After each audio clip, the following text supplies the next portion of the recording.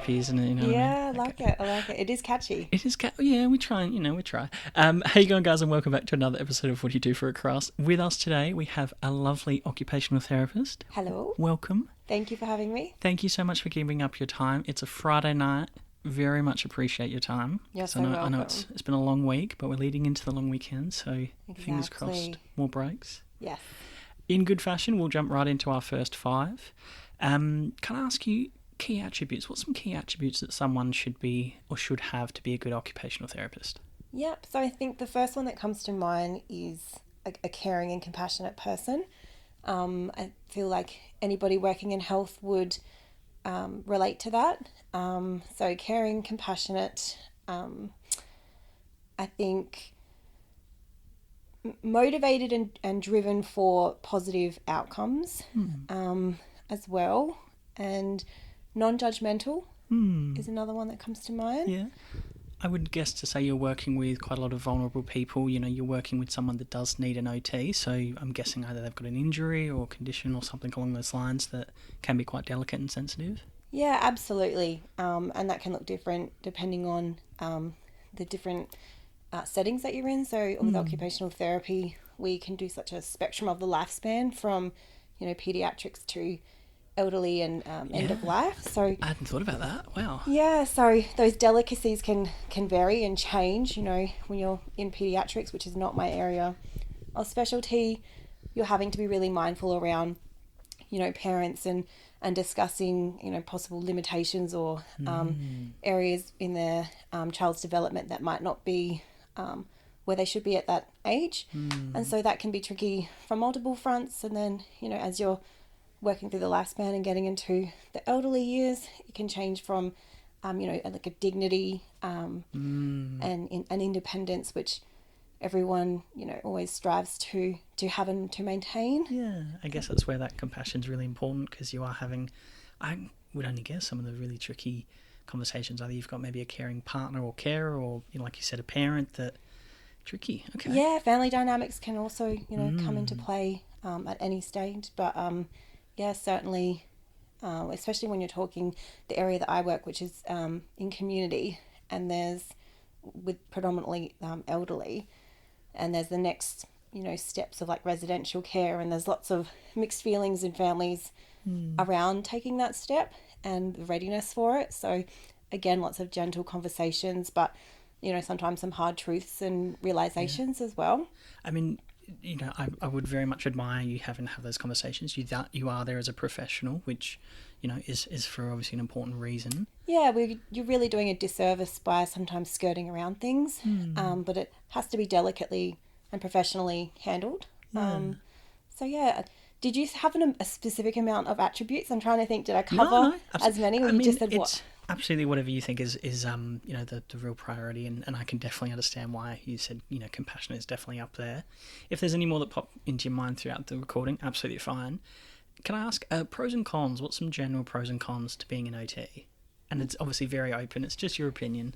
Yeah, I'll start with the cons, I guess, because it'll be nice to finish on a happy note. I like it. In that way. So the main con that comes to mind, and it's probably more apparent now because there's been lots of change, but it's working within systems that are constantly changing in terms of funding and rules and regulations. So because I work in both spaces of NDIS and aged care, both of them have undergone some pretty significant changes and shifts lately. And so it can be challenging to adapt and adjust, and honestly at times just to stay informed and updated, because that information, it seems to be constantly changing, or there's contradictory information out there, or you'll speak to one provider and you hear one thing and then the next person says something different. So it's changed. Yeah, that can be a really big challenge, and it's quite a big issue when it heavily impacts the client. So working amongst sort of changing environments is difficult. And I guess some other cons, would be you can get sort of empathy burnout as well. So having to learn through experience and, lots of reflection and professional development, which was a big part of our degree, is learning how to build that resilience and that self-coping mechanism to be able to handle some of the deep and the hard stuff, and still be able to shed some positive light or have some positive reflection when maybe the outcome really hasn't been that great. So just being able to go try your best, and that can be difficult. It's great that you can acknowledge that, though. Like, just sitting across from me, I can very much see that you are a professional, that, you know, you're not only considering the compassion that you talked about in the hard conversations, but also a bit of empathy, burnout, and, you know, you mentioned self-reflection, you mentioned trying to put a positive on it. Like, already that's, you know, I think incredible qualities to have for an individual. Thank you. And yeah, it's just, you know, the show must go on. So it's about picking yourself up, brushing yourself off, and then being able to go into that next visit, you know, with a clear mind and a different mindset, because I guess every person deserves to have that best version of you and that most professional version of you. So it is a skill that I think needs to be worked on, and probably consistently as well. It's not just something that you might get a few strategies and then call it a day. I think it's something that you should be implementing and sort of working on as you go. Pros? Pros, lots of them. I love what I do and I'm very passionate about what I do. And so that definitely comes across. Automatically becomes a pro, because sometimes work doesn't feel like work. And I think you're kind of living the dream life when you can say that. I have wonderful colleagues that I've worked with and communicate with that are just beautiful human beings, and we share a lot of those traits that become so much more than just who you are at work. You know, it translates to who you are as a person and at home and with your family. So that's really wonderful to be in a work environment like that. The money's good, I believe. And there's lots of opportunities, so you're not just bound to one area. So you know, if you wanted to change your scope or where you are, you can always upskill and change over. And I think having that flexibility and freedom feels really nice, because, you know, I often, when you're having those bad days or those bad weeks, have a bit of a chuckle, and I was like, well, here's my backup plan. You know, I can head into pediatrics if I want, or I could shift into this or go there. And so it's really nice to not feel like all the hard work that you've done with getting a degree and, you know, getting all the skills and using it in your workplace, which can then be transferred across. So it's really nice to have that flexibility of what I've, you know, often call my backup plans. Yeah, I mean, a lot of pros there, which is definitely a good sign. Yeah, there's probably so many more as well that are just not coming to mind. But I think just being part of a profession that cares about people is, for me, I always wanted to make a positive difference in people's lives. And I feel like this ticks that box in a way that suits me, where I'm not a shift worker, because it just wasn't cut out for that life. Very but I'm still able to make a difference in the health world. Very fair. You mentioned uni, pathway and learning. So obviously we know degree, you know, it's obviously a accredited position. You have to be a member of APRA, if I'm correct. Yes. So I think it can look a bit different, you know, for everyone. But for me and my pathway at the time, it was straight from high school into a health science degree. So just talking about my journey, I suppose, where I had that general basis of I want to help people and I want to be in health, but I'm not quite sure where I fit in yet. And so I kept it open with a health science degree so that I could keep doors open. And it was within probably the first 6 months, I really locked in occupational therapy. And luckily, every course that I was enrolled in was still a pathway for that, which is kind of the purpose of that degree. Very true. Opens a lot of doors. Yeah, so I was in that health science stream, and then when I knew that that's where I wanted to go, I did what I need to do to get my GPA so that I could then transfer across into the program, which I did into the Masters of Occupational Therapy stream. So finished the undergrad, and then at the uni that I went to, they offered it in like a master's type program, where 3 years undergrad, 2 year master's program. And so after 5 long years, I think it was 1,000 hours of placement. Yeah, jeez. So the equivalent, I believe, of 6 months full-time employment in placements. Wow. I obtained my degree and was lucky to get a job straight away. So one of the other things that I did when picking the degree and where I wanted to be was making sure that future prospects were available. I mean, it's very fair. You know, you've picked something that's obviously of interest, and like you said, you have that passion to help people. But also, you know, you do have to have job security, or you do have to have opportunities that align with your interests. Absolutely. So that was one of the other perks. So I managed to get a job straight away, and yeah, I've never looked back since. So obviously maintain APRA registration and the professional development criteria and requirements annually. So yeah, that ever ongoing development, which I think is a really important piece of what we do. And I think every health professional, everyone under the APRA banner, I'm sure would have their own professional development requirements. And I think it's an excellent thing to stay evidence-based and making sure that you're doing best practice. I mean, it's a good thing. You know, you never stop learning, which is always a positive. And I'm only imagining the complexities that you see day to day, which I'd love to get into. Career pathway. What's the I guess the next step? Not just for yourself, but you know, if you're straight out of uni and you have a role, I'm assuming then you become more experienced, as we just mentioned. Overall, you then become, I'm assuming, like a senior occupational therapist or a clinical lead. Yeah. So I mean, as you said, everyone's journey is different, and I think depending on where you're at in your life and you know how hard you're sort of driving and pushing to climb up that ladder can change things. But from my experience anyway, speaking generally, there's always opportunity if you're searching for it and if you're putting your hand up, because it is such a lifespan that we cover. There's so many opportunities in just various areas, and some of them do cross over. I think pediatrics and mental health are kind of ones with some specific, you know, real training that you need for those areas. But I think NDIS community and aged care community, there's a lot of transferable skills and knowledge that goes on. So I've been fortunate to dabble in both. But so started out as sort of a new grad. There's new grad positions in hospitals as well, but I started out as just a new grad in a private organisation. Very quickly, actually made my way to be a team lead. Cool. Which was amazing. And then did that for a little while.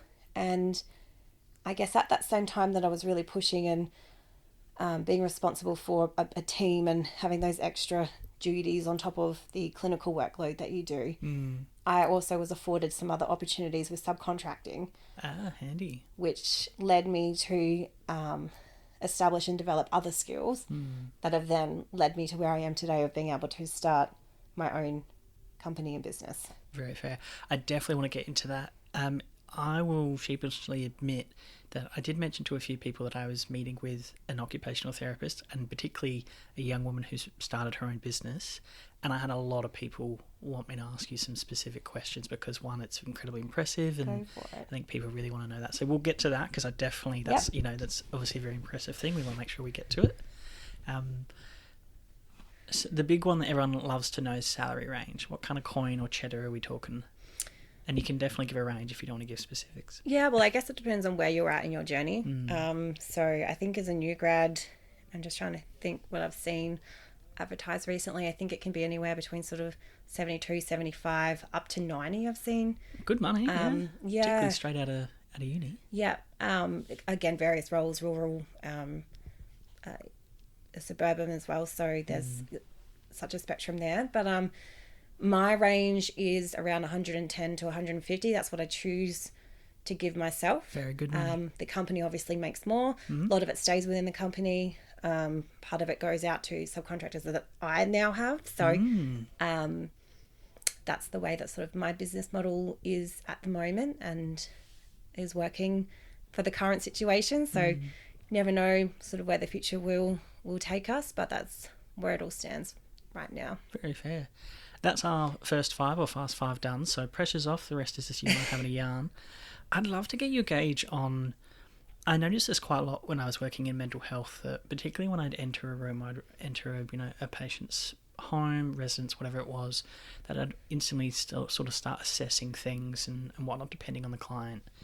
Can I ask, do you do the same thing as an OT, where I'm assuming you are going, like you mentioned, you're in community, you're going into someone's residence, are you already, as soon as you're out of the car, assessing access and entryways? Are you assessing door handles? Like, what's a normal sort of...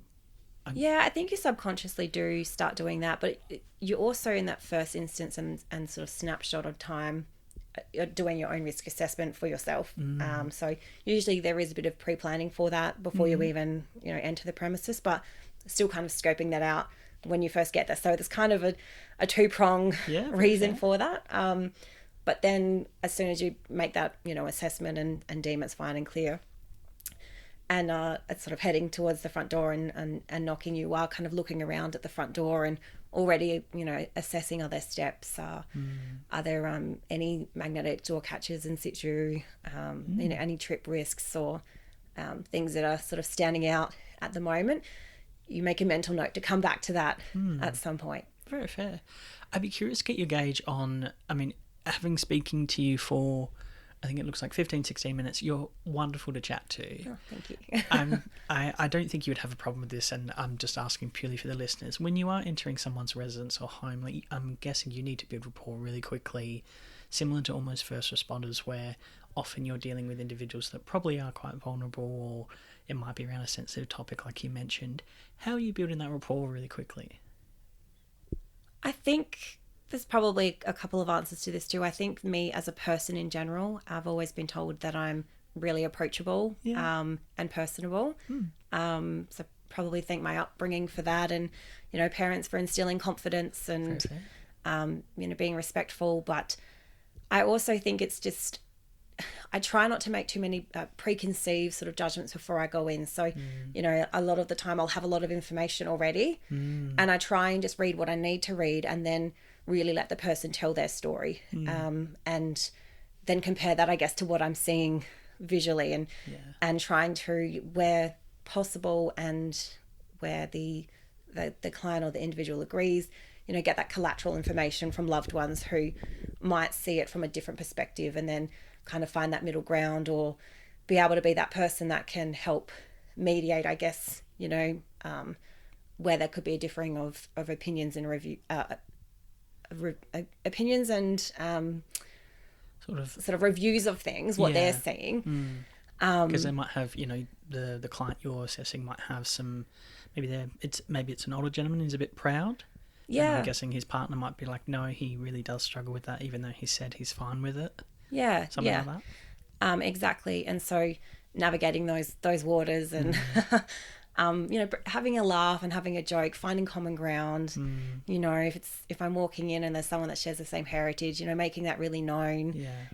Speaking in their language, or remarking on something that I might know that they've done or been a part of. I can see photos and there's like Paris, or just trying to find some common ground, as well as sort of make my professionalism and my experience known, so that they feel like they're in trusted hands. Like, this person coming in actually knows what they're talking about, and she's switched on, and she's here to do a job, but also they've got that experience. They're not just talking nonsense. They're actually talking from a place of experience and wanting the best for them, and helping them to believe that that's ultimately what my goal is there on that day and on that visit, is to keep them safe, is to keep them independent in their living environment where they want to be. Very fair.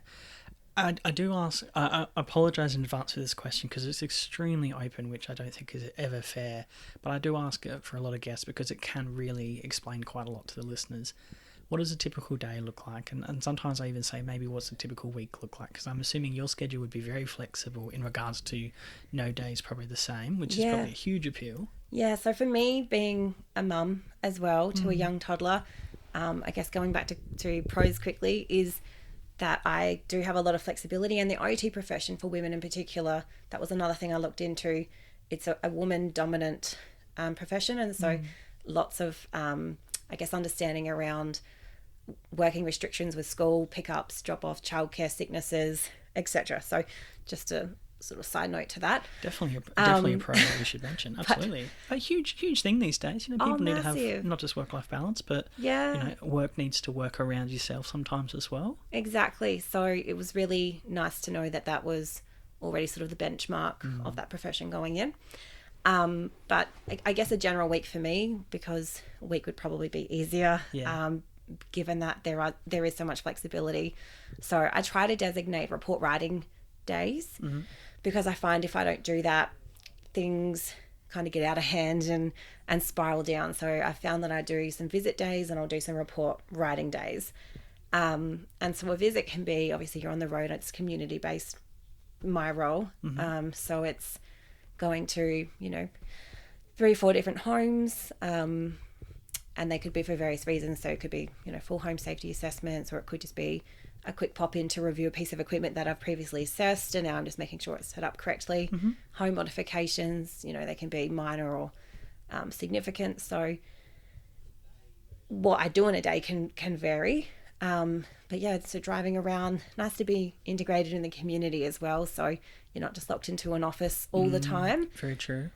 You're able to sort of break it up, which is nice. And Can I ask, how many times have you eaten lunch on the steering wheel of your car? Many a time. Many a time. Some would Or say there's no pro lunch and con. break, because, Yeah. I mean, not that that's great, but working for yourself, you kind of think, the quicker I can, get through this, and the quicker I can get home and do X, Y, Z, that's, always building up. So, sometimes it's just a matter of winging it on the road. The hardest one was, toilet breaks and trying to work them in.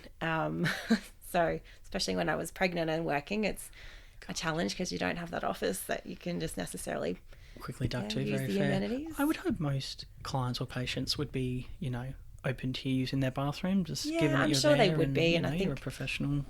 I think on the very rare occasions where there was just no choice, it was absolutely fine. But it's not something that I like to, make a habit of. So Very fair. You do come across as very professional, but also very approachable. But yeah, I don't think it borders the line of unprofessional. We all have to go to the bathroom. It is as it is, but very, very fair. I'm curious, for an OT, what's the largest, this is a bit of a weird question, what's the largest blockade, I guess, to you achieving your role or task, for the day?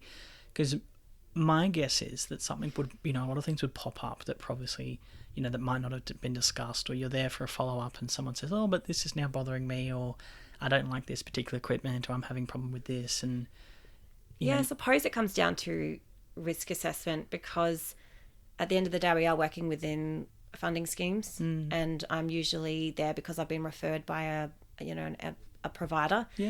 And so I don't like to do too many additional things without having that approval first.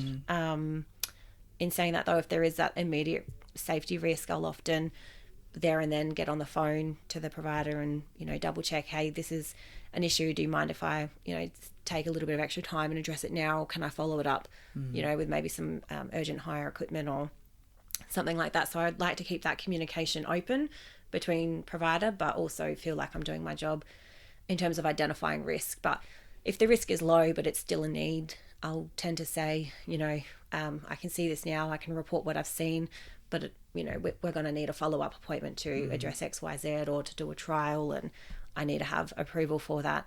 And it also makes sense, we mentioned before, your time's very valuable, so, you probably have back-to-back, or, you have quite tight schedule turnaround. I do, yes. Yeah. And, that's very fair, there's only so many, and I believe there is a allied health shortage at the moment, specifically OTs and physios, so, your time's important. They need to, sometimes just things can't be squeezed in, which does happen. Yeah, and there's been very, very rare occasions where something, I've identified it as a risk, but it is outside of my power to change then and there in that moment. But it is such a risk that I've had to say, if this does escalate, hospital or, ambulance. Wow.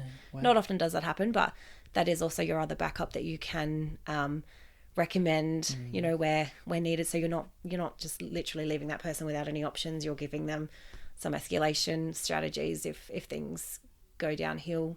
If even under an urgent hire, if they still can't get there until like the next day or a couple of days even, that things can still maybe transpire between now and then that result in that next level of care. That's very fair. I'm assuming you're working with some individuals that maybe not have a driver's license, or can be quite remote, or don't have the ability to catch the bus, or there might be access limitations and those kind of things. All of the above and more. So there's definitely varying levels of independence and dependence, and what that looks like for that individual that's needing the service in terms of diagnoses and environment. It does sound challenging but extremely rewarding, given, I'm sure people are much better suited or better off or happier even after, through the assessment and or visit, and then, you're heading out the door kind of thing. Yeah, absolutely. I think the highs are really high, and then the lows that you get are relatively infrequent. And the lows that you get are usually more associated with funding blockages and, bureaucratic I wanted to jumps. ask you about that, but I don't want to, not to say that this would get you in strife, but I don't want to go down a rabbit hole, and talk about, reforms and changes and NDIS and those kind of things, and, make you say something you don't want to say.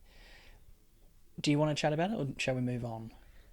I guess it depends on the question. Very Do you have fair. a pressing That's one very in fair. mind? I definitely don't have a pressing question, but particularly for myself, I've worked in both sectors, aged care and NDIS, and I wholeheartedly agree with you that sometimes funding limitations can be really tricky, and they do stop individuals from getting appropriate care. But then there's also those avenues where those individuals that have better funding than they actually need. Absolutely. It's such a complex space as well. Yeah, there's a side of both coins for sure, and I guess the frustration lies in where you're there with individuals where you can certainly see that need is a real need. Yeah. And there's already possibly been some dire outcomes because things haven't been implemented, and so you've got that further backing support, and then there's still just that red tape, and more often than not it does always eventuate into the funding being there, but it's just the time and the process that it takes to get that outcome can be really soul destroying if you let it. And I think if you didn't have other avenues of outlet, you'd become potentially burnt out in the system, and I do see and read and hear about that a lot. So I think I'm fortunate that I do share in those two spaces at the same time, so I'm able to work within a different scheme. And so I often find that just it falls where I might have one barrier and blockage that has kind of got me down a little bit, but then I'll have a really big win in the other space. And so swings and roundabouts. It does, and that ebbs and flows both ways. Very fair. We might move on, not because I don't want to talk about more about this, but specifically, we want to learn more about the role. But we might, later down the track, might be able to do an episode on reforms and aged care and NDIS in general. But not to change the subject, but you mentioned before about how you plan out your week around visits on the road compared to paperwork and administrative. How bad is your paperwork, out of curiosity? It's gotten better. It's gotten better? Okay. If you'd asked me that question like a few years ago, where I was a bit more archaic and it was a lot more paper-based, so I've accepted the technology sort of side of things now. And so... I mean, not even getting into the fact that you're, a business owner and all the extra additional things that come with that, but I don't know a whole lot about OT, I won't lie, but I know there are, functional capacity assessments and all those different other assessments that are linked, which do require paperwork and documentation and all those kind of things. Yeah, so I don't know if I'm unique in this or if others would share in this, but I actually enjoy report writing and that process. I enjoy the face-to-face component as well, but I actually don't mind the report writing. I find it's nice to be able to put what you've seen and assessed into a format that will enact change or an outcome. So it's a fantastic way to look at it. No, everyone I talk to, not everyone I should say, because I'm stereotyping there, but majority of the people I talk to who are doing assessments or have large amounts of paperwork, it's just negative, in general. Yeah, no, I think I that's why I sort of said that I might be a bit more unique with this, because I think one thing that works in my favour is I've really worked hard at developing templates and honing them and changing them. So you've put the effort in to make your life easier in the long, maybe not easier, but better in the streamlined long run. and worked out the kinks that you feel confident in your assessments and your template and what you're putting in is really comprehensive and what is needed and required. So and that comes, with professional development and reflection. So at least once a year, I really think about what the template and layout is and how it could be better, or, Wow. what needs to be changed. That also comes with legislation changes as well. But so I actually don't mind it. But other admin things more to do with running the business, they're the bane of my existence. They're the things that I, grit my teeth doing. I mean, it's one of those things, we all have to do it. We all have to cross the T's and dot the I's as much as we don't want to. It's at the end of the day, it has to get done. I am curious, we're at 30 minutes. We've still got a bit of time. If it's okay with yourself, I do want to, like I said, I do want to chat about you and your own business, mainly because it's a really, one, it's an extremely impressive thing. Thank you. Two, I think, you are young. You're a young mum. You've got a lot of different priorities there. But I think what I'd love to ask you specifically, I've got a whole ton of questions, I've got to admit, but the first one I'd love to is, what motivated you to want to start your own business, and how did you take the lead? Because I think a lot of people, either they don't have the confidence, or they don't have the backing, or they just don't want to take the risk. Myself, in this podcast, I was thinking about it for years before I even started it.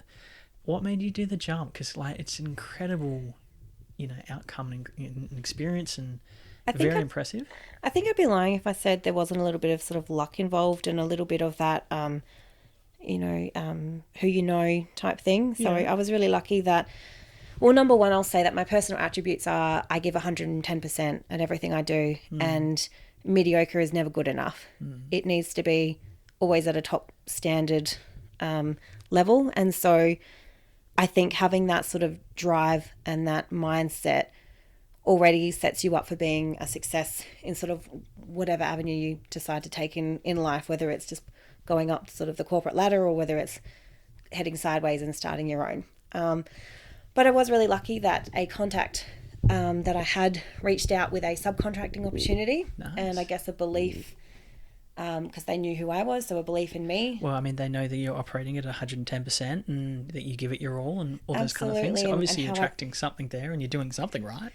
Yeah, I hope so. And how I presented myself. Yeah. So, there was that initial sort of phone call that sort of just gauged interest. And I was able to come on board a company, and I started out as their only occupational therapist. So I'd been already working, was afforded that opportunity as a subcontracting when you can, or how many hours, or limited.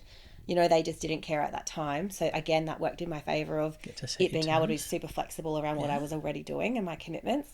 And so I was able to start that contracting role, where I again was able to do some research and development and create templates.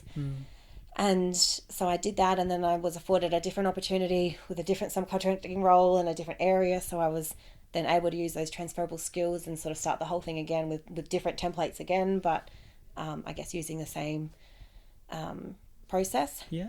And then it just got to a point where I was solely subcontracting to a few different companies, but there was always that sort of middle ground person that was there. And so then I just thought one day, I think I can do this for myself now. I feel like I'm ready to take that next step.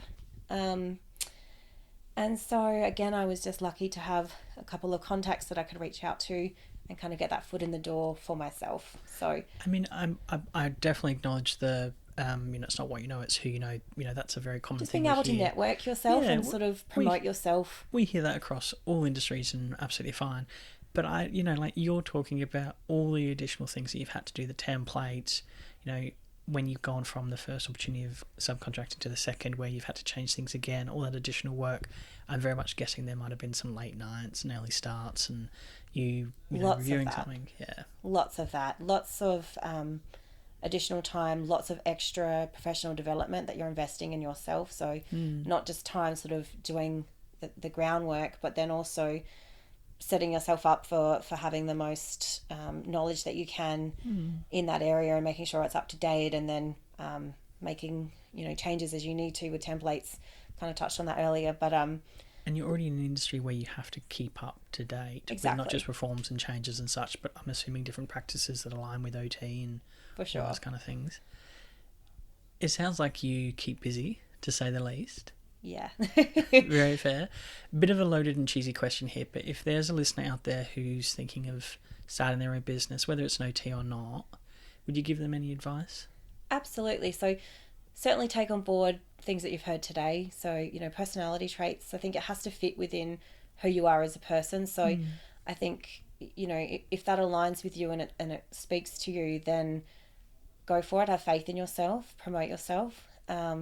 Be prepared to do the hard work, but know that it's worth it in the end. Maintain your passion for the work that you do and your care on how you present yourself and how others see you. So always working towards that ever self-reflection. I think that's really important to have. Humble enough to know, when perhaps you could have done something better, and wise enough to then go out and seek that professional development to get the skills of where, you possibly lacked in that moment. Networking is obviously a big one that we've mentioned. Putting in the groundwork of establishing templates and even just business logos and all of that sort of things.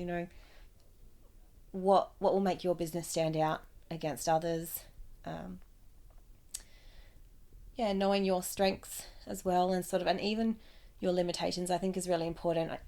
I often pride myself when I'm doing an assessment, if there's something that I don't know, being very transparent about that, but then also following up with, but I will find out by XYZ, or here's where you can go. Sounds like you hold yourself accountable, to either I'm human, I don't know everything, but I will find out and correct, address it. In the probably dozen or not more things that you've just listed, networking, logos, all those kind of things, it sounds like a lot. And it sounds, something that I don't think every one of us can do. Some people really aren't natural at networking or don't have a creative bone in their body, like myself included. So creating a logo is really tricky. It is hard for people to sometimes take the leap. So, I find particularly for yourself, incredibly impressive professional, given, not only are you a business owner, but also, you're striving to do better, improve, keep up with standard practice, and you've got a little E at home as well. Yeah. How do you manage, and I know we're getting a little off track of specifically the role for OT, and we'll circle back, but I think this is just good, good talking points anyway, but how do you juggle all of this? How do you sleep? I guess you're probably exhausted every night, but I think the short answer is you go through periods where you feel like you're not doing it right and you feel like you're being pulled in all different directions, and then you just kind of come down to something has to change and give here, and what can change and what can give. So much. And so, the answer to that is quite varying. I've got really great supportive husband, supportive family, who help share that load, and perhaps when my, week has taken a turn and there's a few, urgent things that have come up or things that have happened that have taken away from admin time, being able to have that grace later on, where it should really be family time, but the husband's stepping up and sort of taking over, which is, it's not often, it's something that I constantly try to be aware of with that work-life balance, and working for yourself, the lines can get blurred. But I think it's sort of that ongoing challenge of just trying to get it right. I like even just chatting to you, the humility you have as well, I think is really impressive. Circling back to OT, because this is a career-based podcast where we do want to learn a little bit more about being an OT. Can I ask a little bit more detail, I guess, about the equipment that you use? Are we talking, is it normally equipment demonstrations and recommendations based on the individual's need, home modifications? What do you enjoy the most? What's your jam? Oh, I kind of like it all. I like that it is versatile. I don't get bored. I think because I have like a broad spectrum of what I cover, I think it keeps it interesting. One tip that I would give is really do some research in different like equipment suppliers to know, what do they offer and what does one offer better over others, and vice versa, because I think that will really streamline your process when you're with a client and you can see that they need, maybe 3 pieces of equipment, but that one place might have 2 of the 3, but there's this other place that would supersede, that place. So just having even that awareness and knowledge I think it shows that you're experienced in what you're saying and what you're assessing, but it can also just have really lead to really good outcomes with clients. So I think, yeah, being aware of what's available, again, professional development, lots of those different equipment places will have their own trainings and new products come out. So trying to stay on board with the different technology. Even the new tech that comes up. And we're talking, wheelchairs, toilet raisers, Absolutely. handrails, even down to, things that help individuals with their day-to-day, opening door handles. And I saw a couple of days ago when I was at work, a tipper kettle. I thought, what a great idea. Yeah, and I'm sure they're around. you're probably like, mate, that's been around for years. What are you talking about? But I was like, what a great idea. Even then, though, newer models come about and different ones that might be for, more visually impaired or, it's quite impressive. So I think just really learning like the catalogue of different equipment places and what they offer is a really good starting point. Obviously, with home modifications, you have to be aware of the Australian building standards and codes. Yeah. Well, I mean, you're talking something that someone's using, I would argue, every day, if not multiple times a day. It needs to be safe. It needs to be, and that's where you come in. Yeah, correct. And not even just that individual, like not even just the client, but it could be other people using it. It needs to just... I didn't even think about that. Yeah, Wow. Okay. It needs to just be safe for everyone, really. And so I think if you're always working towards those standards and, codes of conduct, then you're going to be safe. But there are times where there's sort of caveats to that too. And so then you need to know, okay, dignity of risk and have things up your sleeve to protect yourself as a therapist as well. Very fair. I won't lie. I nearly fell in the bath a couple of weeks ago, so as much as I'm embarrassed. And my wife said to me, why don't you just get like a non-slip mat? I'm like, oh, I don't need that. Something so simple, so much more safe getting in and out of the bath. Absolutely. I'm assuming how many broken hips or torn hammies or, strained wrists have occurred by someone getting in and out of the bath. Something so simple. For that sure. we take for granted. You do have to be careful with those too, though. So they're kind of the things that when they're working well and in good order, they're fabulous, and they they do what the title and the headline of the product says. But if there's grime or grit or mold or things that are built up, and that can happen in time, and the suction doesn't quite work as it should, it can almost be more of a hazard. So that's just around monitoring. But if it's used right and it's used as it should be, there can be... I love it. Straight away your OT hat came on there and you're like, well, hang on, let's just assess this. Interesting. Okay. What's some other sort of, I guess, this is probably a silly question, some typical, equipment or home mods that, would help the standard individual? Say I'll give you a scenario. I'm a late 60s gentleman. I'm very stubborn. I don't want to give up my independence. Is there things around the house that I could use to just help me be a little bit more comfortable, a little bit easier? Yeah, again, so I'd be seeking for more information around diagnoses and sort of looking at that individual in terms of their functional capacity. So, what's their grip like? What's their balance like? How do they go walking and transferring? So all of those things could change drastically what my answer is. Your knowledge coverage must be pretty insane then, realistically, because you're talking, you need to know illnesses, chronic illnesses and diseases. You also need to know how they present and how they can impact an individual. The equipment, reforms, content, administrative. Wow. Yeah, it can get a lot. And I think, again, making sure if you're running your own business, you're taking those breaks that you need, those 4 weeks annual leave, they're needed because you just need that reset sometimes, because there is a lot going on in the mind. And just one thing that I've remembered, backtracking slightly around advice to give to individuals that might be wanting to set up their own. Sure.